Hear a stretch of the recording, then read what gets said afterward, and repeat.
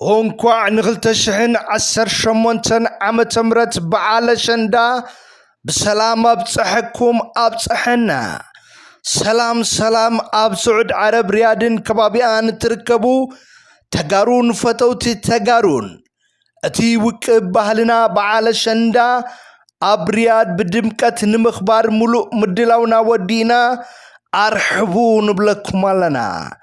በዓለ አሸንዳ ኣብ መዝገብ ድንቃ ድንቅ ዓለም ዩኒስኮ ንምምዝጋብ በትግራይ ደረጃ ኣብ ዝግበር ጻዕሪ ዓብይ ተራ ዘለዎ ድሙቕ በዓል ንምኽባር ንዕለት 15/12/2018 ዓመተ ምህረት በፈረንጂ ድማ ኦገስት 21/2026 ዓርብ ምሸት ኩላኹም ተጋሩን ፈተውቲ ተጋሩን ኣብዚ ድሙቕ በዓል አሸንዳና ንኽትርከቡ መዳለዊት ኮሚቴ ብኽብሪ ንዕድም።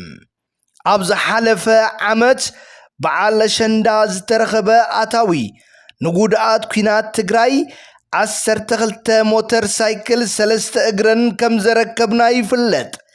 ኣብዚ ናይ ሎሚ አሸንዳ እውን ሙሉእ ኣታዊኡ ንጉድኣት ኩናት ትግራይ ከም ዝኸውን ፈሊጥኩም ኣብዚ በዓል አሸንዳ ብምርካብኩም ንጀጋኑ ኣሕዋትኩም ድጋፍን ሞራልን እጃምኩም ከም ተበርክቱ ዘለኹም ክትፈልጡን ኩላኹም ንኽትርከቡን ብኽብሪ ንላቦ። በዓል አሸንዳና ንሰላምን ልምዓትን ትግራይና። አሸንዳ ኣብ ሪያድ ኣድራሻና ሪያድ ከተማ ስትራሓ ሃይ ክላስ ሽፋ ከባቢ። ንዝበለጸ ሓበሬታ ብ052784297 ይደውሉ። 2018 ዓመተ ምህረት በዓል አሸንዳ ኣብ ሪያድ ብድምቀት ክኽበር እዩ።